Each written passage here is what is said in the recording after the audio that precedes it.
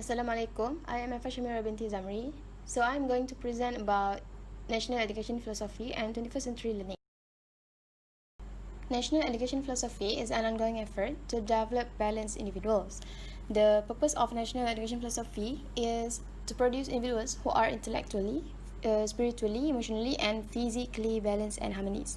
So, in order to make the effort works in a holistic and integrated manner, education in Malaysia is based on a firm belief in God. So, basically, the goals of national education philosophy is to create a knowledgeable individuals which they know how to carry their responsibilities towards a better family and society.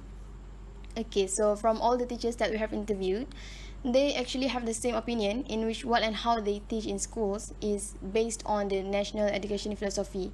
They have a common in explaining the meaning or purpose of the national education philosophy. And also, it is a guide for teachers and our Malaysian education system. It emphasizes on the needs of teachers to study and interpret its contents in various factors such as religious, social, political, and so on. So basically, the main focus of national education philosophy is to produce a balanced human being.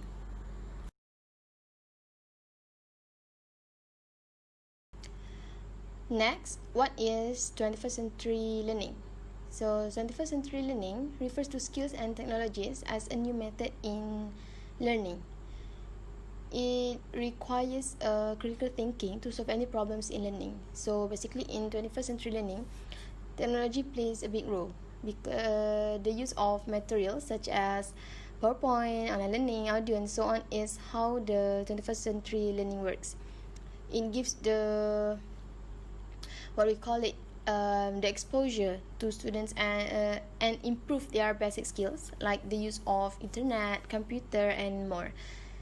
And also, students must be able to master 4C skills, which are collaboration, critical thinking, communication, and also creativity. Moving on to teachers' opinion on the 21st century learning.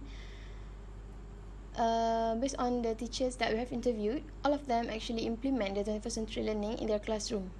They believe that 21st century learning is a learning process where it helps the students to polish their skills. One of the teachers said that it is really different from exam-based learning where teachers need to prepare the students for exam, but in 21st century learning, the students themselves have to prepare and build up a critical thinking in real life. For the teaching aids and methods, the teachers that we have interviewed also use various kind of materials in their classroom. Some of them make group work by dividing the students into groups and allowing them to form their own groups. They believe that it is important for their development. They also use student-centered approach in the learning process by giving the opportunity to the students to present their ideas or giving their opinion on the issues that they learn. Besides, the teachers also use online learning such as Google Classroom, Flip Classroom, and so on. So basically, this method can affect their creativity skills as they will have the knowledge on how to use technology in the learning process.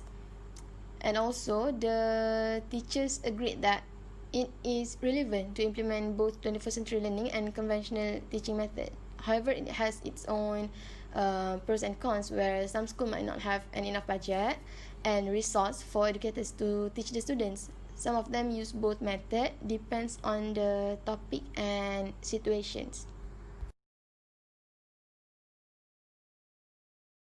The teachers believe that 21st century learning will produce a better generation in the future as they will be exposed with a lot of skills and knowledge.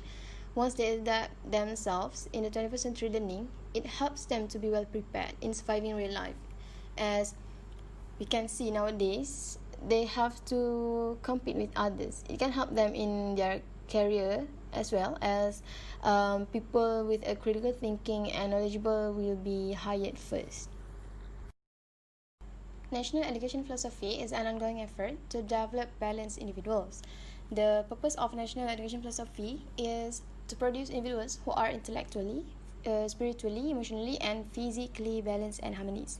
So, in order to make the effort works in a holistic and integrated manner, education in Malaysia is based on a firm belief in God. So, basically, the goals of national education philosophy is to create a knowledgeable individuals which they know how to carry their responsibilities towards a better family and society. Okay, so from all the teachers that we have interviewed, they actually have the same opinion in which what and how they teach in schools is based on the national education philosophy. They have a common in explaining the meaning or purpose of the national education philosophy. And also, it is a guide for teachers and our Malaysian education system. It emphasizes on the needs of teachers to study and interpret its contents in various factors such as religious, social, political, and so on. So basically, the main focus of national education philosophy is to produce a balanced human being.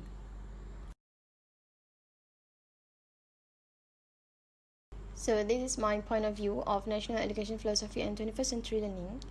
First thing first, I believe that students should apply manners and respect. In order to produce quality individuals, actually attitudes comes first. As we can see until now, 2020, there are still a lot of bullying cases, both in secondary school or even religious school. That is because they only learn about manners, but they are not practicing them. Some schools have practiced the students to give salam to teachers every time they bump into each other, but some might not. So teachers actually should emphasize methods that related to manners by practicing them and not just learn the moral values from textbook. Okay, so the second one is government should provide enough facilities to schools in order to make the 21st century learning works, as there are still more schools that do not have the internet, enough computers, teaching materials, and so on. So I think it's quite challenging for teachers to implement the 21st century learning in classroom. Okay, basically there are three types of students which are slow, average, and fast learner. Some of them are also visual learner, auditory, and kinesthetic. So the use of teaching materials in 21st century learning, or we usually call it FVAs, is really important, as it will give too much impact on the students' better understanding.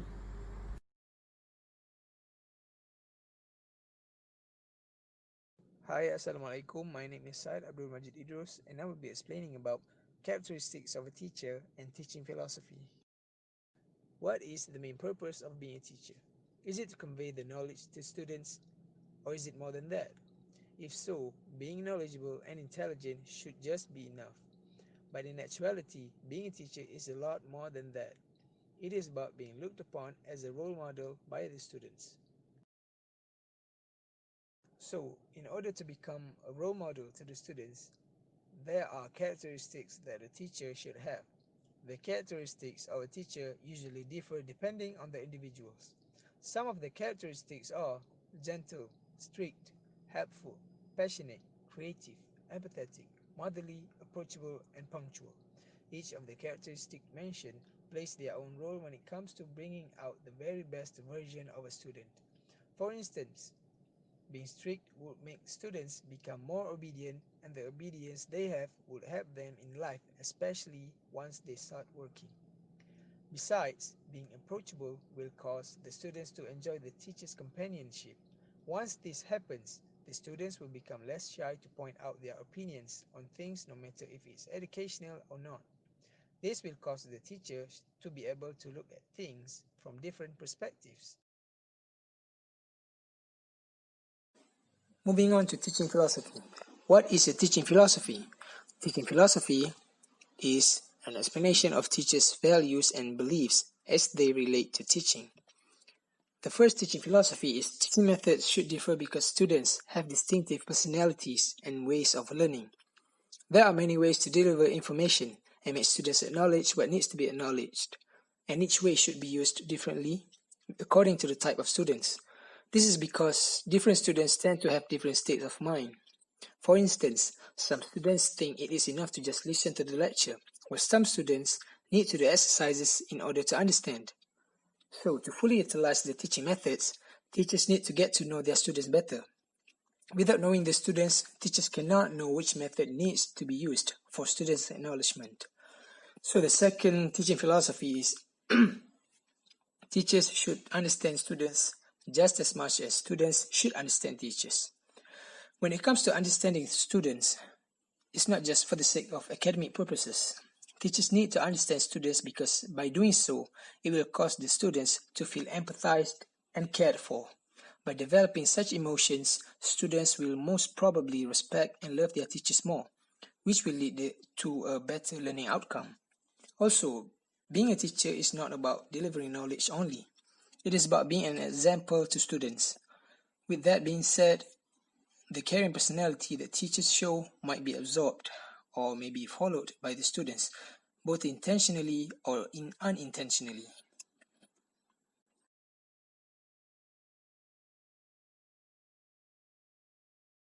So in conclusion, the students that teachers face usually more than likely have different and distinctive personalities. Thus, different methods should be used in order to make the educating process as effective as possible. And no matter what the philosophies and characteristics are, the goal is the same: to develop holistic students who can survive living out there. Thank you. Assalamualaikum and hi, my name is Nur Natasha Amira and I will be presenting about the teacher's innovation. Firstly, I will explain about the definition of innovation. So innovation is the action of creating a new method, idea and product. New ideas are generated and converted into useful products. The teacher's innovation in teaching refers to finding ways to reach students. How? By being willing and flexible to adjust what you teach and how you teach to keep students engaged and excited to learn. The teacher's innovations include slides and visual materials, audio and visual aids, songs and subtitles, flipped classroom, and hands-on activities. Now I will briefly explain the teacher's innovations. Firstly is using slides and visual materials instead of using the whiteboard. It helps to give a better understanding and a clearer vision of the lessons as it increases visual impact and focus of the students.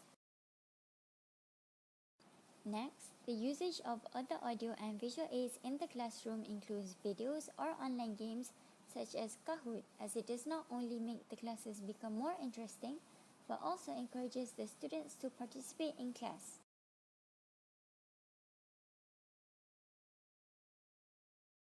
Furthermore, the flipped classroom method is used where students would have to watch online lectures, participate in online discussions such as Google Classroom and Google Meets. Students will also carry out a research at home while receiving guidance and support from the teachers. It creates a deeper understanding of concepts, applications, and connections to the contents.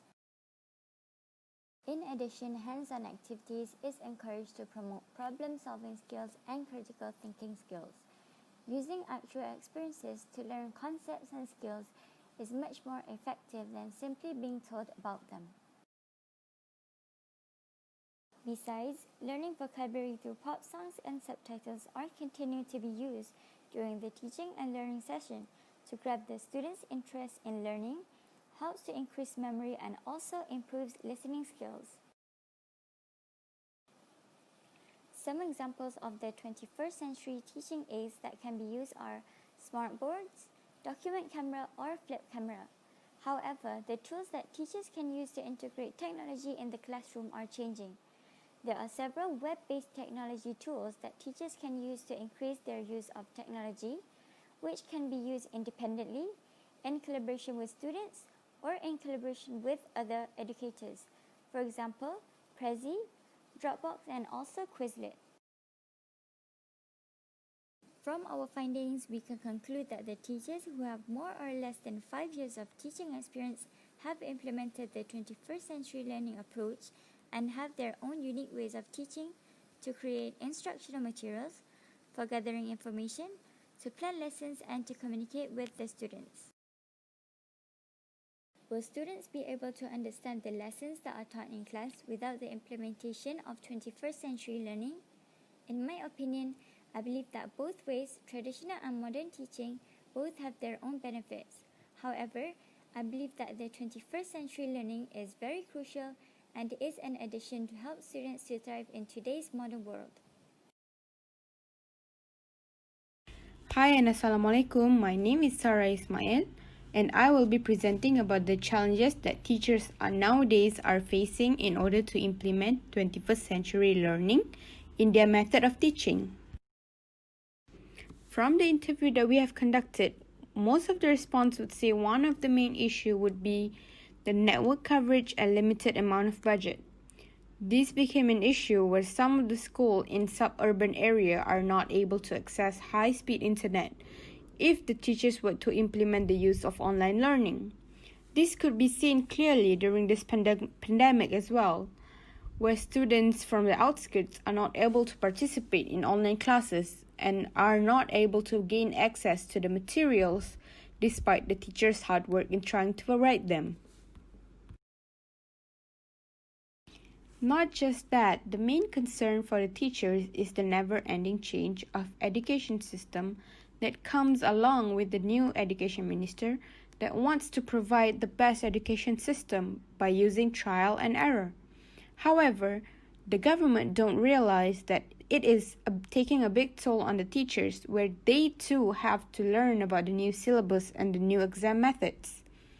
Taking PT3 for instance, students of the first batch would say that it was a confusing time for them to follow the course completely because the teachers are not always available due to training in order to implement the new system. Lastly, I can conclude that the teachers face difficulty in the students' language proficiency level. This is not a surprising news because of the lack of using proper English in their daily life at home and at school. Teachers are not able to use full English sentences without an interruption by a student asking what the meaning of a certain word is. As a conclusion, I believe that everyone plays a role in order to make 21st century learning a success. Not just the teachers, but also the students and the government. That is all for my presentation. Thank you and Assalamualaikum. Hi, Assalamualaikum and a very good day. My name is Eva Natasha binti Abdul Majid and I am going to present about ways to overcome issues in 21st century teaching and learning. We are well aware that implementing 21st century curriculum is not an easy task. It comes with difficulties, it comes with challenges that must be faced by everyone involved, including the government, the educators, as well as the students. Based on our findings, there are several excellent ways to overcome the challenges as suggested by the educators that we have interviewed. Number 1 is budget allocation by the government, specifically the Ministry of Education or MOE.